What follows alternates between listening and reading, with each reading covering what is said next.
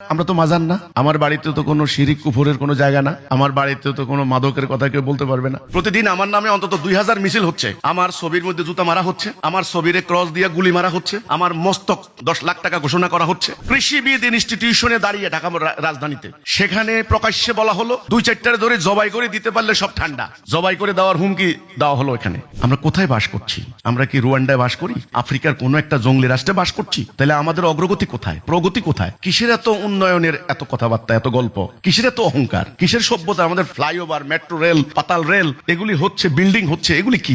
এটা তো উন্নয়ন না। আমার সমাজ যদি অরাজকতায় পূর্ণ হয়ে যায়, আমি তো এটাকে উন্নয়ন বলবো না। এটা ম্যাটেরিয়ালিস্টিক অ্যাডভান্সমেন্ট। ম্যাটেরিয়ালিস্টিক অ্যাডভান্সমেন্ট দিয়ে মানুষ বাঁচতে পারে না। মানুষের একটা আধ্যাত্মিক সত্তা আছে, মানুষের সমাজ লাগে, মানুষের একটা নিরাপদ রাষ্ট্র লাগে। আজকে মুসলমান নামক জাতি, যেই জাতিকে আল্লাহ সুবহানাহু ওয়া তাআলা শ্রেষ্ঠ জাতি বলে ঘোষণা করেছেন, যে জাতি এক সময় লৌহ কঠিন ঐক্যবদ্ধ ছিল, জ্ঞানে বিজ্ঞানের সামরিক শক্তিতে, নতুন নতুন বৈজ্ঞানিক প্রযুক্তিতে তারা একসময় দুনিয়াকে লিড দিয়েছিলেন। আজকে সেই জাতি সমগ্র দুনিয়াতে 8 কোটি উদ্বাস্তু, 57টা ভৌগোলিক রাষ্ট্রে বিভক্ত, যাদের টোটাল আয়তন প্রায় 3 কোটি 22 লক্ষ বর্গ মাইল, 240 কোটি জনসংখ্যা, সমগ্র বিশ্বের জনসংখ্যার প্রায় 31% মুসলিম নামক এই জাতি বিভিন্ন জাতি রাষ্ট্রে বিভক্ত, যেটা আমরা বলি নেশন স্টেট, বিভক্ত। প্রত্যেকটা রাষ্ট্রের সার্বভৌমত্ব আলাদা, সংবিধান আলাদা, পতাকা আলাদা, জাতীয় পরিচয় আলাদা। ফিলিস্তিনে কি হলো? দুনিয়ার সকল সভ্য জাতি, তথাকথিত সভ্য জাতি, জাতিসংঘ, মানবাধিকার সংস্থা, হিউম্যান রাইটস যাকে বলা হয়, এই সমস্ত কিছু, হিউম্যানিটেরিয়ান ল, সকল কিছুকে বৃদ্ধাঙ্গুলি দেখিয়ে মানব জাতির ইতিহাসের অন্যতম জঘন্যতম বর্বরচিত হত্যাকাণ্ড সংগঠিত হলো। বিশ্ববাসী শুধু চেয়ে চেয়ে দেখলো।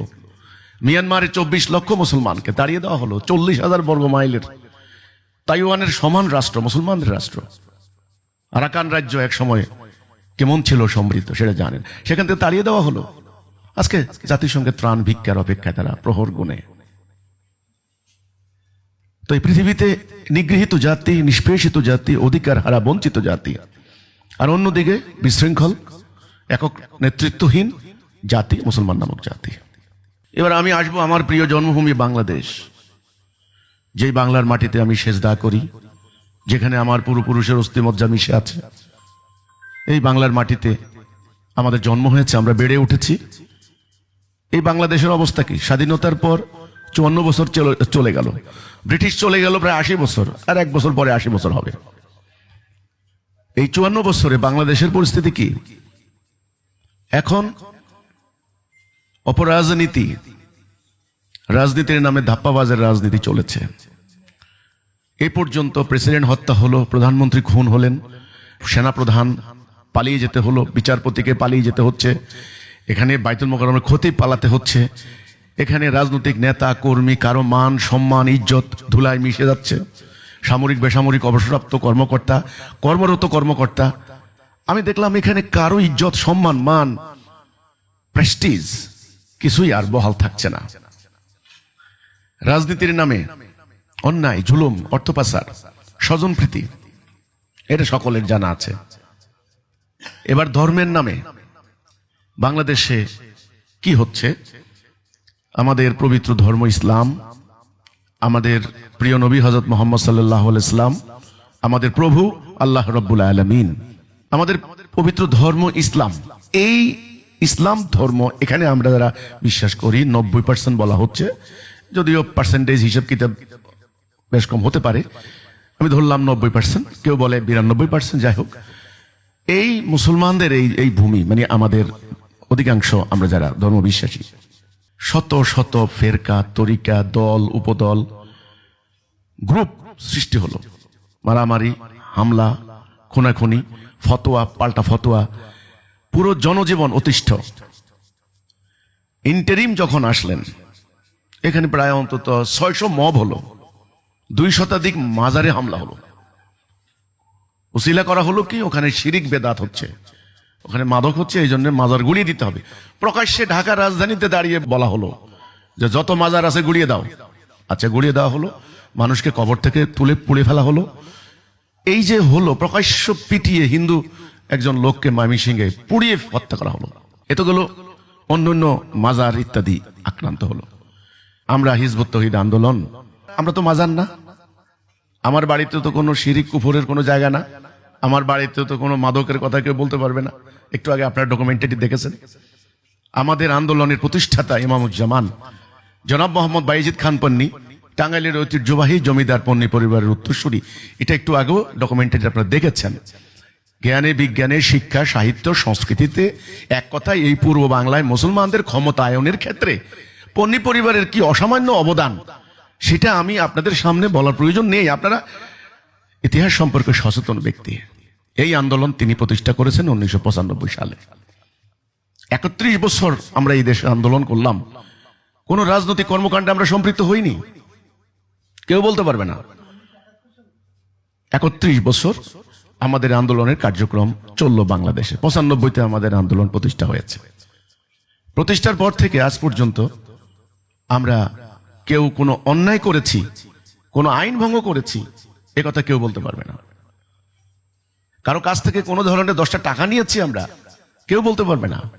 এদেশের রাজনীতির নামে কত হরতাল অবরোধ, জ্বালাও পোড়াও, মানে সরকারি সম্পত্তি ধ্বংস করা, আইন শৃঙ্খলা বাহিনীর উপর আক্রমণ করা, এটা ডকুমেন্টেড, এটা তো বলতে হবে না। হয়েছে ধর্মের নামে প্রকাশ্য পুড়িয়ে মানুষ হত্যা করেছে ধর্মীয় দলগুলি, সেটা করেছে। কারা কারা করেছেন সেই তথ্য উপাত্ত দলিল প্রমাণ সচিত্র প্রতিবেদন আমাদের সামনে তো আছে। কিন্তু হিজবুত তৌহিদ আন্দোলন কেউ বলতে পারবে না কোনো অন্যায় করেছে। কিন্তু আমরা এই পর্যন্ত কয়েকশো জায়গায় আক্রান্ত হয়েছি, হামলার শিকার হয়েছে। আমার বাড়ি হামলা হয়েছে 4 বার। 2009 সালে আমার 60টা বাড়ি আগুন দিয়ে জ্বালিয়ে দিয়েছে, গবাদি পশু প্রকাশ্য লুট করে নিয়ে গেল।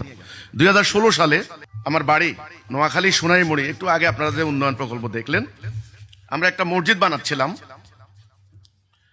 সেই মসজিদকে গির্জা বলে অপপ্রচার চালিয়ে আমার বাড়ি হামলা হলো। এই হামলাকারীরা, এই এনাদের মিছিলের, এরা মিছিল করে করে আসছে, এদের চেহারা, এদের লেবাস, এদের আপনাদের জানা আছে এরা কারা। হামলার পর একজন সদস্যকে জবাই করে চোখ তুলে ফেলা হলো। আজকে যার সামনে এই ছবিটা দেখাচ্ছি, যাকে হত্যা করো তার বোন ইলাই ইয়াসমিন। ইলা এদিকে চোখ তুলে তাকাতে পারবেন না, আর তার ভাই, বয়স মাত্র 23 বছর। এই আমার বাড়ি, এই আমার বাড়ি।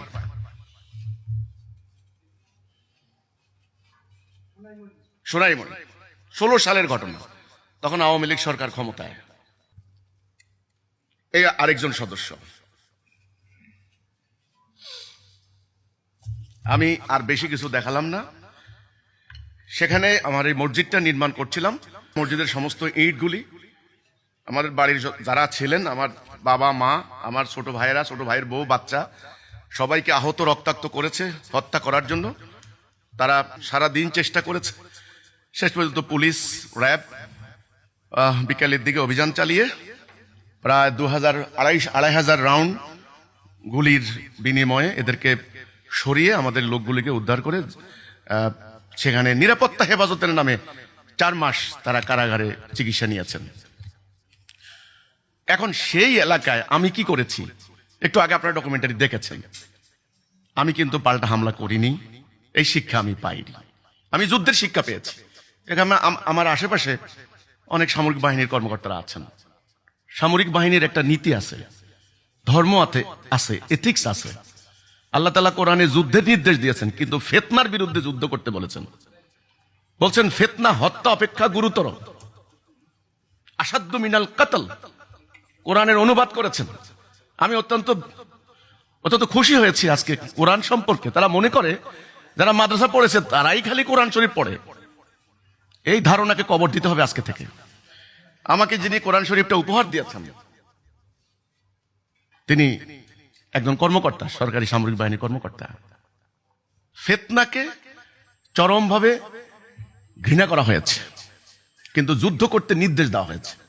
কারণ যুদ্ধের একটা নীতি আছে, ধর্ম আছে, যুদ্ধের একটা রুলস আছে। যুদ্ধের একটা জাতীয় আন্তর্জাতিক বলেন আল্লাহর আইনেও বিধিবদ্ধ কিছু নিয়ম আছে, যখন যা খুশি তা আপনি করতে পারেন না, এটা হলো যুদ্ধ। আর ফিতনা মানে যেটাকে আজকে ইংরেজিতে বলা হয় মব। মব কথাটা এই কোরআনের ভাষা না, মব কথাটা ইউরোপ থেকে আসছে, ডেমোক্রেসি বা মব, কিন্তু এখানে আসছে ফিতনা আর হলো ফাসাদ, সাফাকুদ্দিমা, এই ওয়ার্ডগুলি কোরআনে ইউজ করা হয়েছে। তা আমি যেটা বললাম, সেখানে আহত রক্তাক্ত করলো, আমার মসজিদটাকে ভেঙে গড়িয়ে দিল। আজকে সেখানে 4 তলা মসজিদ হয়েছে। আমি গতকালকে এসেছি, সেখানে 42টি উন্নয়ন প্রকল্প নিয়েছি, school, garments factory, dairy farm এবং অন্যান্য আবাসন প্রকল্প আমি নিয়েছি। আমি এলাকার মানুষকে বলেছি, ইসলাম থেকে আমি ভদ্রতা শিখেছি, সভ্যতা শিখেছি, বিনয় শিখেছি, শৃঙ্খলা শিখেছি, পরিশ্রম করা শিখেছি। আমি ইসলাম থেকে এগুলি শিখেছি। আর তোমরা কোথা থেকে শিখলা? কে তোমাদের শিক্ষাগুরু? অশ্লীলতা, বেহায়াপনা, নোংরামি, ধর্মান্ধতা, ধর্ম ব্যবসা, অযৌক্তিক অবৈজ্ঞানিক কর্মকাণ্ড, এগুলি কোথা থেকে তোমরা শিখলা? নারীদের প্রতি বিদ্বেষ,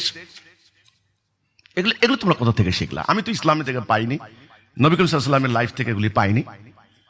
আজকে আমরা সারা দেশে যেই প্রস্তাবটা দিয়ে নিয়ে কাজ করছি, আমরা ইন্টারিম যখন আসলেন ডক্টর ইউনূস সাহেব, তিনি সবাইকে বললেন যে সংস্কার প্রস্তাব দেন, একটা সংস্কার করব আমরা, রাষ্ট্রের সকল জায়গায় সংস্কার করতে হবে।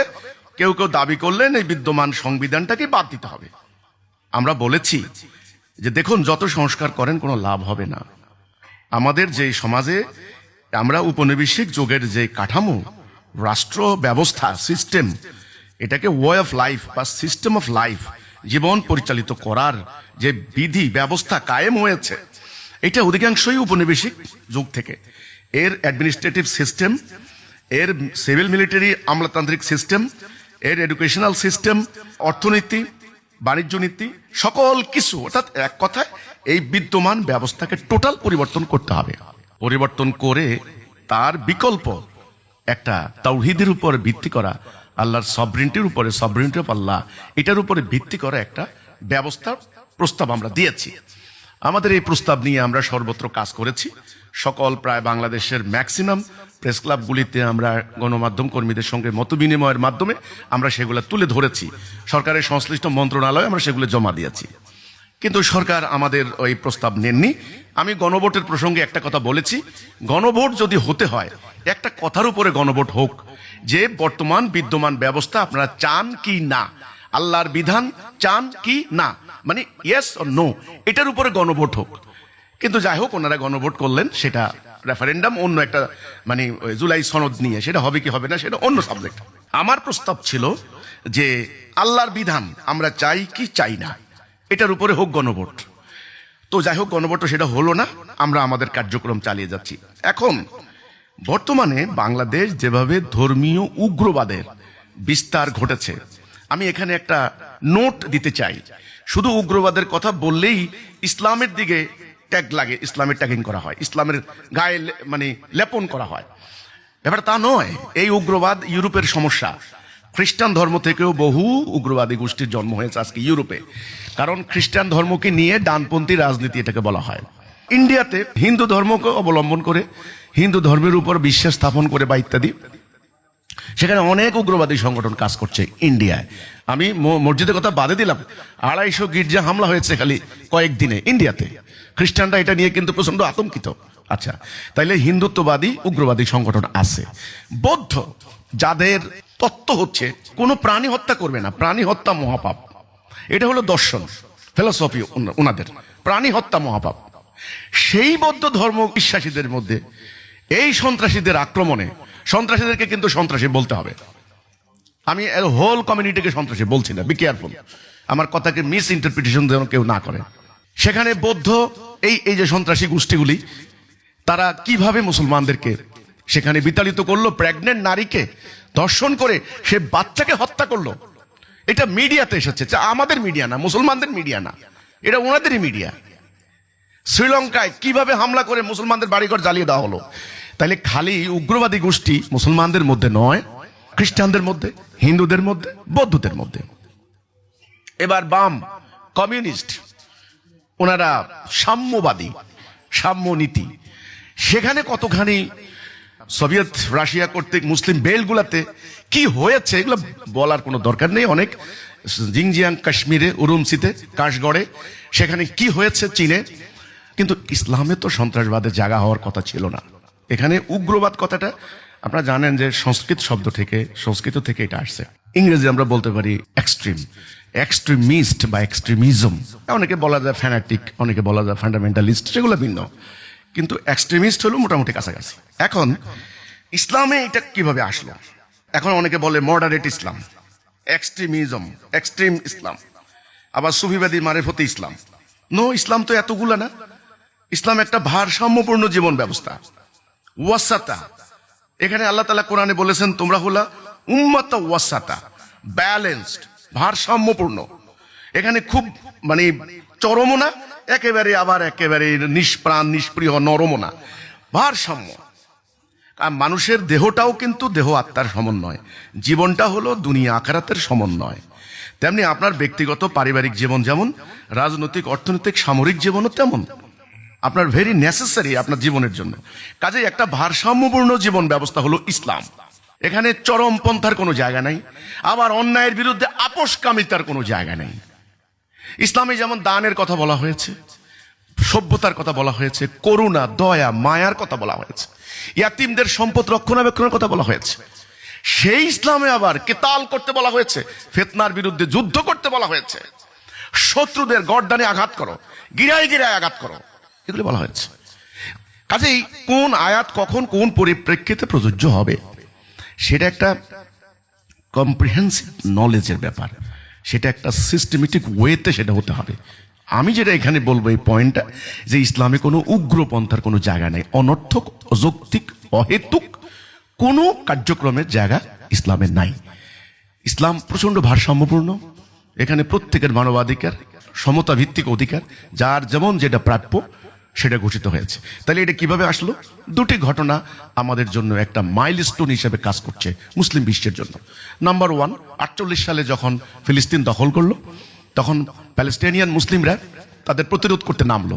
এই প্রতিরোধ করতে নাম তাদের ট্যাঙ্কের সামনে গুলতি নিক্ষেপ করা, পাথর নিক্ষেপ করা শুরু করলো। এই ঘটনাগুলাকে সারা ওয়ার্ল্ডে তাদের মিডিয়াগুলি একচেটিয়া ব্র্যান্ডিং করা শুরু করলো, এরা সন্ত্রাসী। এক নাম্বার ওয়ান, অর্থাৎ ফিলিস্তিন মুসলমানদের প্রতিরোধ আন্দোলনকে সন্ত্রাসী আন্দোলন হিসেবে সারা দুনিয়া ব্র্যান্ডিং করা শুরু করলো।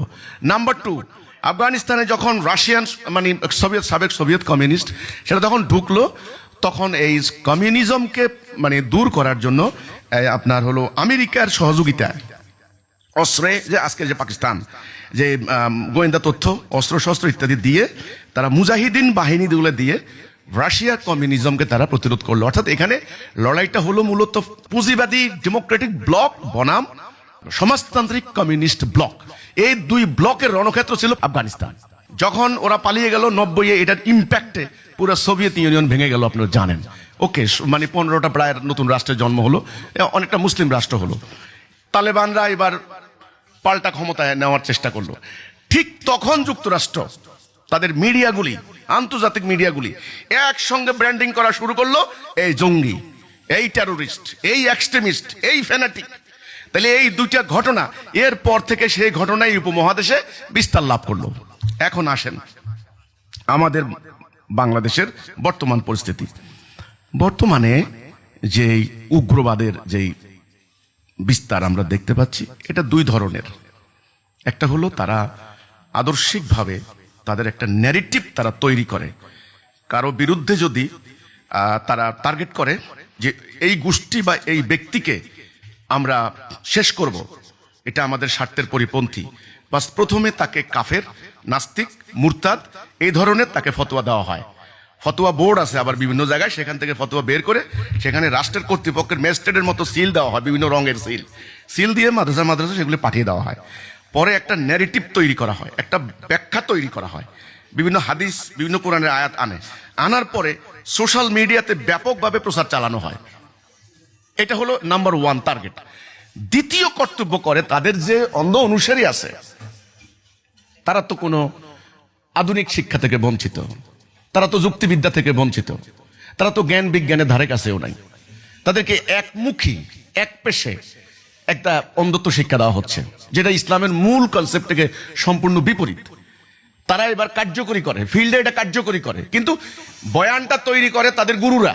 এরা মাঠে কার্যকরী করে, নারীর নির্দিষ্ট একটা দিন ঠিক করে, নির্দিষ্ট দিন ঠিক করে সেখানে শুক্রবারে জুমার দিনটা খুবই মানে সুইটেবল ডে তাদের জন্য। খুব ধর্মপ্রাণ মুসল্লিরা আসেন জুমার দিনে, কারণ আমাদের এই এলাকার মানুষ কিন্তু ঐতিহ্যগতভাবে আমরা কিন্তু ধর্মপ্রাণ বলা হয়। ওকে, আল্লাহ রসুলের প্রতি, ধর্মের প্রতি বংশ পরম্পরায় একটা টান, একটা বিশ্বাস, আস্থা রয়েছে।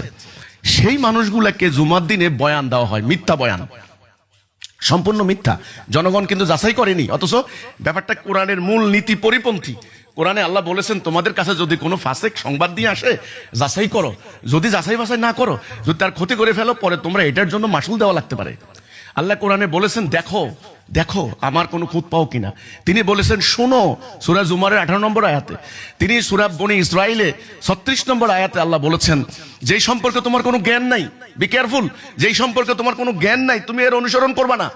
তার মানে সাংঘাতিক ব্যাপার। তোমাকে কান দেওয়া হয়েছে শোনো, চোখ দেওয়া হয়েছে দেখো, তোমাকে হৃদয় দেওয়া হয়েছে উপলব্ধি করো। এই সমস্ত আয়াতগুলি যদি আপনি একত্রিত করেন, তাহলে আপনি কি পাবেন? কোরআন বলেছে চিন্তা করো, ভাবো, দেখো, শুনো, বিচার বিশ্লেষণ করো, গুজবে কান দিও না, মিথ্যা প্রতারণায় মানে প্রভাবিত হইও না। এই যে কথাগুলা বলা হয়েছে আমাদের ধর্মপ্রাণ মুসলমানদের, আল্লাহর এই বাণী তাদের আর মাথার মধ্যে যাবে না, তারা চিন্তাও করবেন না। তাদেরকে তাদের ধর্মগুরুরা হুকুম দিয়েছেন, কার্যকর করতে হবে, ভাঙতে হবে, হামলা চালাইতে হবে, জবাই করতে হবে, হত্যা করতে হবে, যার পরিণতি আমার বাড়িতে এই এই মানুষ জবাই। এই খ্রিস্টান বলে যে মানুষগুলার জবাই করে দিলা, তারা তো খ্রিস্টান ছিল না। এই পাপের দায় এখন কে নিবে? আল্লাহ কি বলেননি একজন মানুষকে, নির্দোষ মানুষকে অন্যায়ভাবে হত্যা করা সমগ্র মানব জাতিকে হত্যার শামিল। এখন এর দায় কে নিবা? তোমরা কোন হুজুর নিবা, কোন মুফতি নিবা? হত্যাকাণ্ডের বিচার কিন্তু হয়নি। আওয়ামী লীগ সরকার, আমি দুঃখিত একথা আমাকে বলতে হচ্ছে, এই হত্যাকাণ্ডের মামলাটিকে ওই টাইমে বিএনপি জামাত দমনের কাজে ব্যবহার করেছে। আমরা কিন্তু বিচার পাইনি, আমরা সাফারার, আমরা ভিকটিম। আমাদের সম্পত্তি গেল, জান গেল, প্রাণ গেল, রাজনৈতিকভাবে সুবিধা আদায় করেছেন আওয়ামী লীগ সরকার। তাহলে এখানে কি?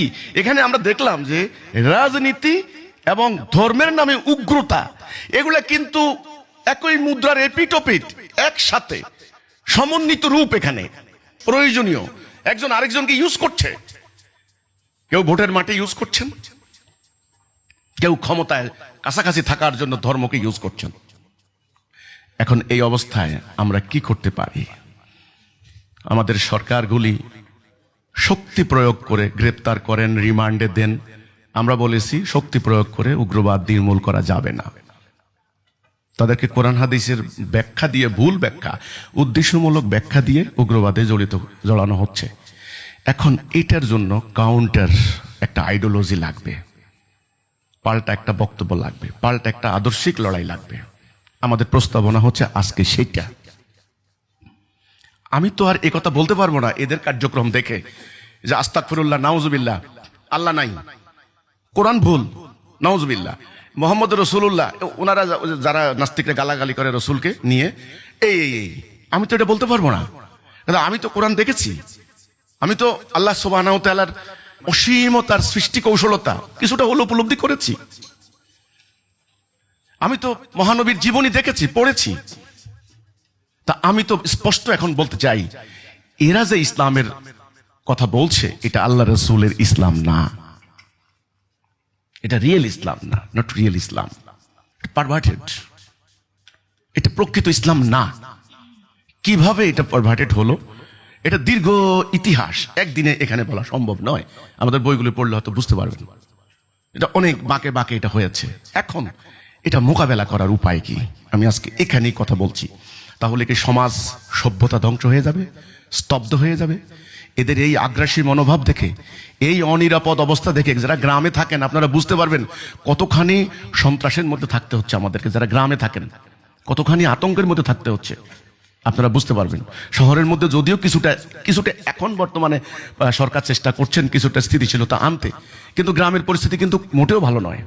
অনেক শিক্ষিত লোক দেশ থেকে চলে গেছেন, অনেক সন্তান, ছেলে সন্তানকে তারা অস্ট্রেলিয়া, কানাডা, আমেরিকা সেটেল করে দিয়েছেন। আমার জানাশোনা অনেকে ঢাকা শহরে বাড়ি বিক্রি করে ইউরোপে জায়গা কিনেছেন। তারা বলছেন সোজা কথা, এই দেশ এখানে আর থাকা যাবে না, এখানে আর কোনো ভবিষ্যৎ নাই। আমাদের ভবিষ্যৎ ধ্বংস করলো কারা? কেন? আমাদের মাটি কি অনুর্বর? আমরা কি মরুভূমিতে থাকি? এখানে এত সুজলা সুফলা, শস্য শ্যামলা, এত সুন্দর একটা উর্বর জমি। এখানে আমরা ঐতিহাসিক কাল থেকে আমাদের যাপিত জীবন কি ছিল? এখানে হিন্দু, বৌদ্ধ, খ্রিস্টান, মুসলমান, পাহাড়ি, সমতল ভূমি। আমরা কি একই বাজারে হিন্দু মুসলমান কি ব্যবসা করিনি? আমরা কি একসাথে লেখাপড়া করিনি? এখন কেন আমাদের জীবনযাত্রা এত অসহিষ্ণু হয়ে উঠলো? এখন কেন অমুক কাফের, অমুক নাস্তিক, অমুক তাকে ট্যাগ লাগিয়ে দিয়ে তার বাড়িঘরে হামলা করা হচ্ছে? এগুলি কে শিক্ষা দেওয়া হলো? এগুলার উপায় কি এখন? তাহলে এই উগ্রবাদীদের কাছে কি দেশ কি ধ্বংস হয়ে যাবে? আমি বলছি, আমার এই বাংলাদেশের মাটি তোরা বোরা পাহাড় নয়, এটা আমার সোনার বাংলা। আমি তোমায় ভালোবাসি, ভালোবাসি বলেই এখানে আছি আজও। শেষ রক্তবিন্দু দিয়ে হলেও এই উগ্রবাদের বিরুদ্ধে এখন লড়াই করতে হবে আমাদের। আমার প্রস্তাব নাম্বার 1, পুরো সিনারি আমাদের কাছে পরিষ্কার, পুরো সিনারিও একদম ক্লিয়ার। ধর্মের নামে, ধর্ম না কিন্তু, ধর্মের নামে এটা চরম উগ্রবাদী গোষ্ঠী ব্যাপক ডালপালা বিস্তার করেছে। তাদেরকে রাজনৈতিক শক্তিগুলি তাদেরকে এই পর্যন্ত ক্ষমতায়ন করেছে, ভোটের ইকুয়েশন মিলানোর জন্য, জনসমর্থনের জন্য তাদেরকে এই পর্যন্ত প্রণোদনা দিয়ে এ পর্যন্ত এনেছে। এটা অস্বীকার করতে কেউ পারবে না। তারা আজকে আস্ফালন করছে। তাদের এই হুমকি, তাদের এই কৃষিবিদ ইনস্টিটিউশনে দাঁড়িয়ে ঢাকা রাজধানীতে, সেখানে প্রকাশ্যে বলা হলো 2-4টা ধরে জবাই করে দিতে পারলে সব ঠান্ডা। জবাই করে দেওয়ার হুমকি দেওয়া হলো এখানে। আমরা যখন থানায় যাই, পুলিশরা বলেন যে ভাই দেশের অবস্থা তো ভালো না, আমরা কি করব ভাই, এদের উপরে তো আমাদের কোনো কন্ট্রোল নাই ভাই, আমরা তো কিছু করতে পারছি না। এই ধরনের কথা যখন বলা হয় তখন আমরা অসহায় হয়ে যাই। আমরা কোথায় বাস করছি? আমরা কি রুয়ান্ডায় বাস করি? আফ্রিকার কোনো একটা জঙ্গলি রাষ্ট্রে বাস করছি? তাহলে আমাদের অগ্রগতি কোথায়, প্রগতি কোথায়? কিসের এত উন্নয়নের এত কথাবার্তা, এত গল্প? কিসের এত অহংকার? কিসের সভ্যতা? আমাদের ফ্লাইওভার, মেট্রো রেল, পাতাল রেল এগুলি হচ্ছে, বিল্ডিং হচ্ছে, এগুলি কি? এটা তো উন্নয়ন না। আমার সমাজ যদি অরাজকতায় পূর্ণ হয়ে যায়, আমি তো এটাকে উন্নয়ন বলবো না। এটা ম্যাটেরিয়ালিস্টিক অ্যাডভান্সমেন্ট। ম্যাটেরিয়ালিস্টিক অ্যাডভান্সমেন্ট দিয়ে মানুষ বাঁচতে পারে না। মানুষের একটা আধ্যাত্মিক সত্তা আছে, মানুষের সমাজ লাগে, মানুষের একটা নিরাপদ রাষ্ট্র লাগে। আজকে সেখানে আমরা সব হারিয়েছি। এখন এর মোকাবেলায় আমাদের প্রস্তাব 1 নাম্বার, এই সাধারণ ধর্মপ্রাণ মানুষের সামনে ইসলামের প্রকৃত আকীদা, কনসেপ্ট, রিয়েল শিক্ষা জনগণের সামনে তুলে ধরতে হবে। জনগণকে বলতে হবে যে ওরা যে ইসলামের কথা বলছে এটা আল্লাহ রাসূলের ইসলাম না। কোনটা আল্লাহ রাসূলের ইসলাম? এই আল্লাহ রাসূলের ইসলাম, এটা। ওরা যে নারী বিদ্বেষী বক্তব্যগুলি দিচ্ছে, ইসলাম এরকম না, দেখো কোরআনে এটা আছে, হাদিসে এটা আছে। কোরআন হাদিসকে দেখাতে হবে, বলতে হবে। ওরা যে সঙ্গীত বিরুদ্ধে, সংস্কৃতির বিরুদ্ধে কথা বলছে, এটা না। ইসলাম, কোরআন সংস্কৃতির বিরুদ্ধে না। ওরা যে ভিন্ন মত, ভিন্ন ধর্মের দমনের জন্য তারা যে, এটা না, এটা।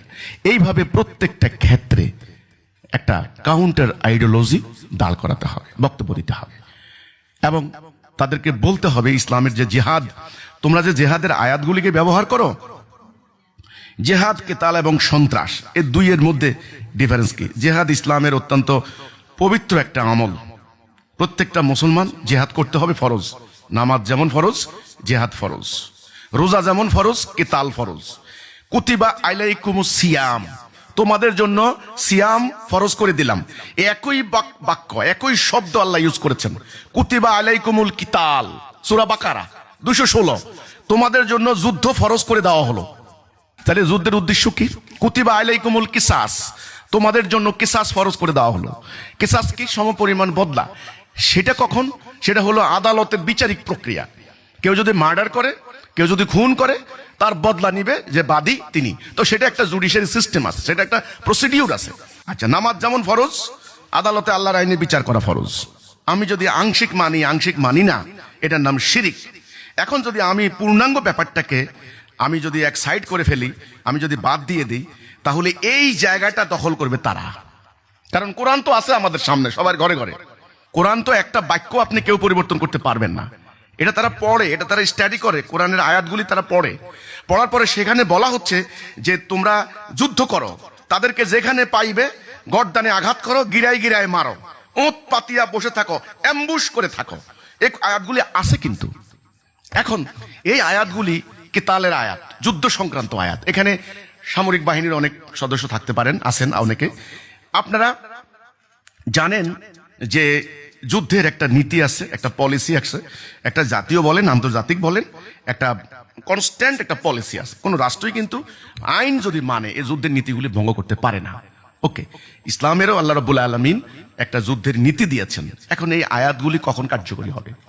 নবী করিম সাল্লাল্লাহু আলাইহি সাল্লাম যখন রাষ্ট্রপ্রধান ছিলেন, যখন তিনি মদিনাতে রাষ্ট্র কায়েম করেছেন, তখন তিনি হেড অফ দ্য স্টেট, রাষ্ট্রপ্রধান হিসেবে তিনি এগুলিকে এক্সিকিউট করেছেন। তিনি সেনাবাহিনীর প্রধান ছিলেন, তিনি সৈন্য সমাবেশ করেছেন, অস্ত্র নির্মাণ করেছেন, অস্ত্র তৈরি করেছেন, গোয়েন্দা তথ্য সংগ্রহ করেছেন, শত্রুকে অ্যাটাক করেছেন, শত্রুর গতিবিধি পর্যবেক্ষণ করেছেন, অস্ত্র তিনি প্রস্তুত করেছেন। তিনি বিচারপতি ছিলেন, তাহলে বিচারপতি হিসেবে তিনি বিচারে রায় দিয়েছেন। তাহলে একটা রাষ্ট্র ব্যবস্থা লাগবে, একটা সভরেন্টি লাগবে, একটা অথরিটি লাগবে। উইদাউট অথরিটি তুমি এই কোরআনের কিতাল সংক্রান্ত আয়াত তুমি কার্যকর করতে পারো না। তুমি একটা কওমি মাদ্রাসার একটা মুফতি, একটা মহল্লার ভিতরে একটা রুমের 3 রুম নিয়ে ভাড়া নিয়ে তুমি মিশকাত বুখারী এরকম হাদিস কিছু পড়ে তুমি একটা মুফতি টাইটেল নিয়ে তুমি কি করলা? একটা রাষ্ট্রের অথরিটি হয়ে গেলা। তুমি নিজের মতো বলে দিলা মিস্টার করিম ও হলো নাস্তিক, ওকে কতল করতে হবে, বাস তার এখন কতলযোগ্য অপরাধ তার। এবার তোমার বাহিনী তো আছে, তারা এবার চাপাটি নিয়ে কোমরের মধ্যে নিয়ে ঘুরে কোন জায়গায়, আপনি তো রিক্সা যাচ্ছেন আপনার বউরি নিয়ে, দিল ঘাড়ের মধ্যে চাপাটি দিয়া কোপ, এবার আপনার দিয়া দিল, ফেসবুকে ছেড়ে দিল, নারে তাকবীর আল্লাহু আকবার, আমরা বিজয় লাভ করলাম, এই নাস্তিকের দুনিয়া থেকে সরাই দিলাম, ইত্যাদি ইত্যাদি। এটাই সন্ত্রাসবাদ।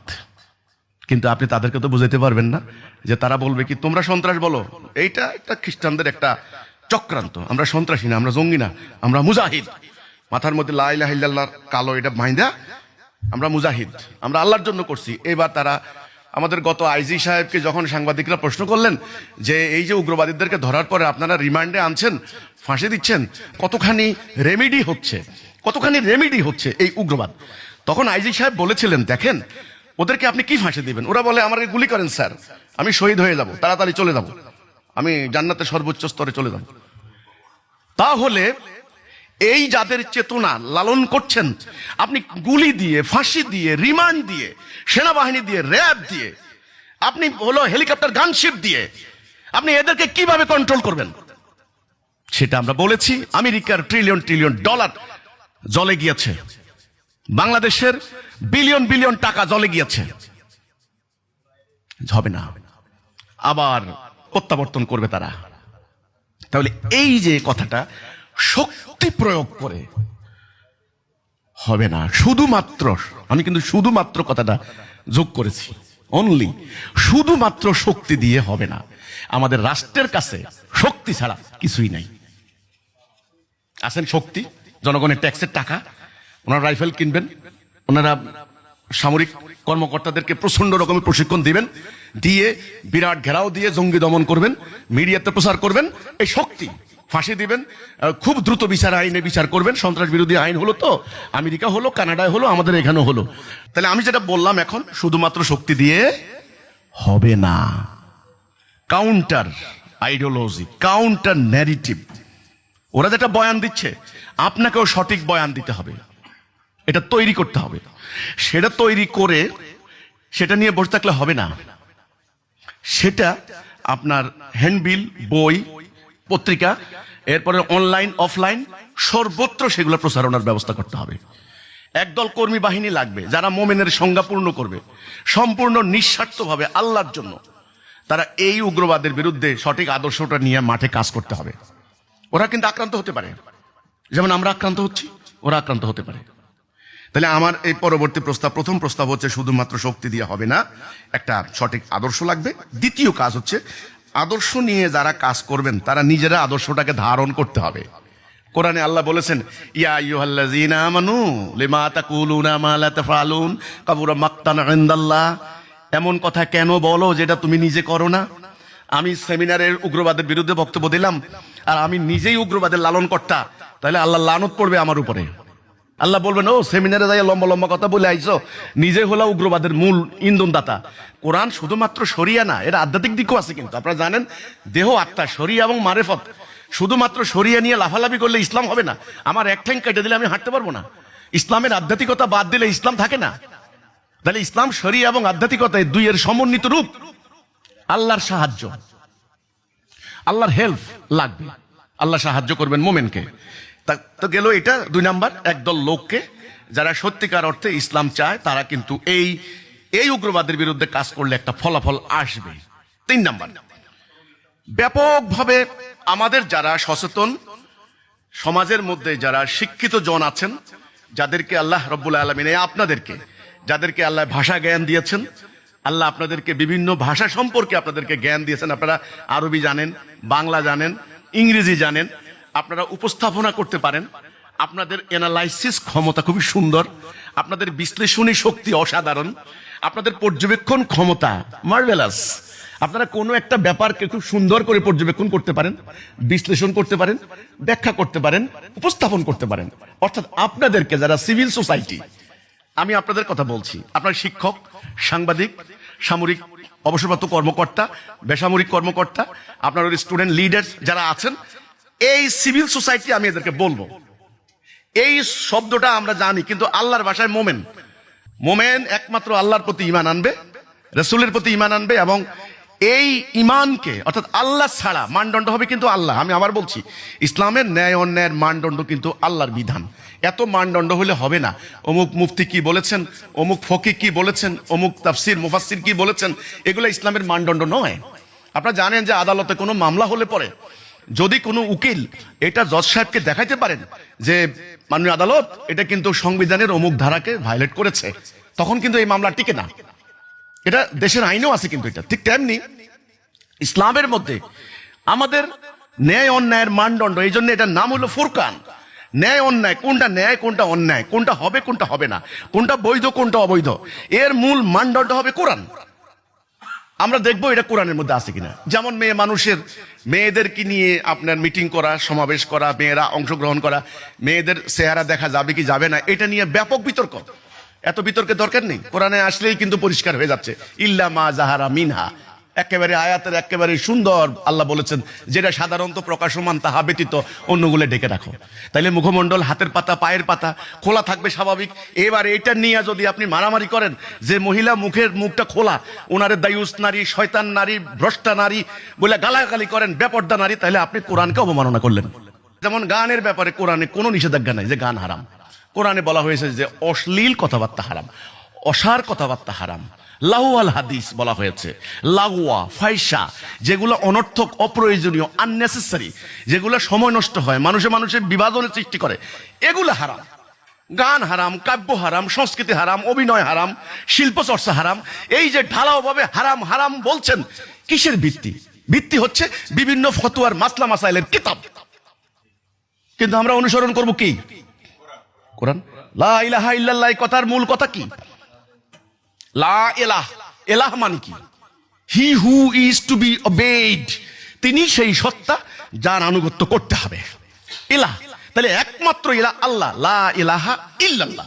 এই কথা যারা বলবেন তারা তো ইসলামের চর্চার ক্ষেত্রে মানদণ্ড অন্য কাউকে নিতে পারেন না, আমাকেও নেবেন না। আমি কে? আমি কিচ্ছু না। হ্যাঁ, আমি যদি কোরআনের কথা বলি, আমার আর আপনার দুইজনের একত্রিত হওয়ার জায়গা এই কোরআন। এখন এই কথা বললে যদি আপনাকে আরেকটা ট্যাগ লাগিয়ে দেওয়া হয়, আরে এরা হলো আহলে কোরআন, এরা হলো মুনকারে হাদিস, এগুলা হাদিস মানে না, এগুলা কাফের কাফের কাফের, আমার নামে মিছিল দেয়। আমি কিন্তু এমনি এমনি বলি না ভাই, প্রতিদিন আমার নামে অন্তত 2000 মিছিল হচ্ছে। আমার ছবির মধ্যে জুতা মারা হচ্ছে, আমার ছবিরে ক্রস দিয়ে গুলি মারা হচ্ছে, আমার মস্তক 10 লাখ টাকা ঘোষণা করা হচ্ছে।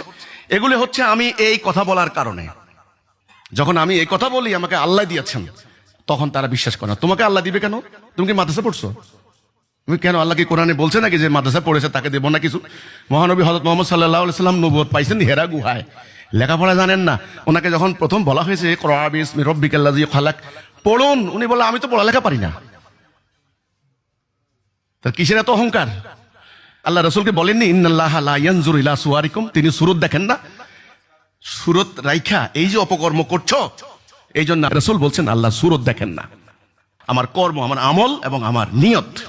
তো আজকে আমার সংক্ষেপ কথা হচ্ছে এই উগ্রবাদ মোকাবেলায় আমাদের প্রস্তাবনা, আসল ইসলাম, রিয়েল ইসলাম, যে ইসলাম মহানবী হযরত মুহাম্মদ সাল্লাল্লাহু আলাইহি সাল্লাম আল্লাহর কোরআনকে ভিত্তি নিয়ে প্র্যাকটিস করেছেন, আরবের জাহিলি সমাজ দূর করে আলোকিত সমাজ করেছেন।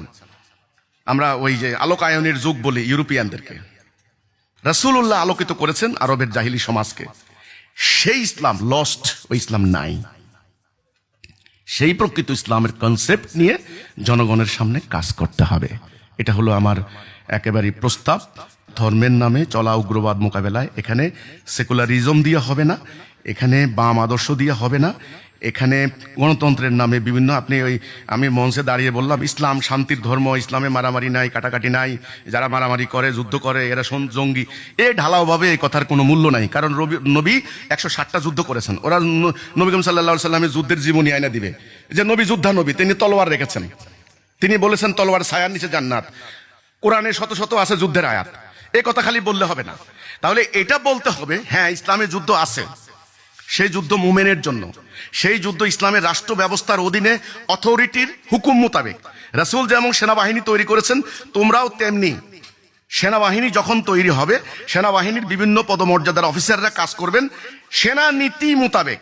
কারণ কোরআন এখানে ব্যক্তিগত তালাকের, বিয়ের যেমন নির্দেশনা আছে, তালাকের যেমন উত্তরাধিকারী সম্পত্তির নিয়ম যেমন আছে, ঠিক তেমনি যুদ্ধের নিয়মও আছে।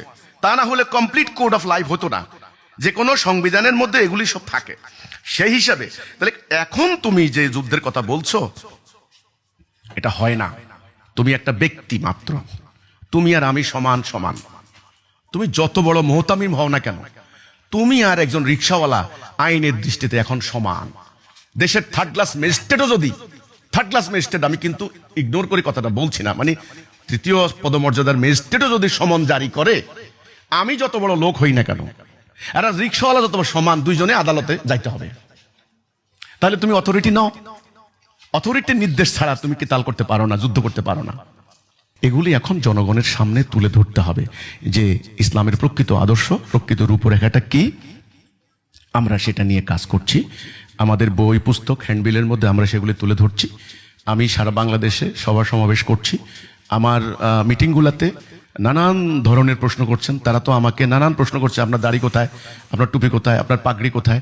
আমি বলছি দেখুন, যে বিষয়গুলি আল্লাহ বাধ্য করেননি সেগুলি মানে আমাকে আপনি বাধ্য করতে পারেন না। আল্লাহ যেগুলি বাধ্য করেছেন সেগুলো বলেন। যেমন মিথ্যা বলো না, আপনি দেখেন আমি মিথ্যা বলি কিনা। যেমন আল্লাহ বলেছেন গুজব রটনা করবা না, আমি গুজব রটনা করি কিনা। আল্লাহ বলেছেন সুদ হারাম, আমাদের রাষ্ট্র চলতেছে সুদের উপরে, আমরা বলি শুয়োর হারাম, শুয়োর খাই না। যদি আজকে আমাদের সামনে এখানে শুয়োর দেওয়া হয়, অনেকে বমি করবেন, শুয়োর খাবো না, অথচ আমাদের রাষ্ট্র চলতেছে সুদের উপরে।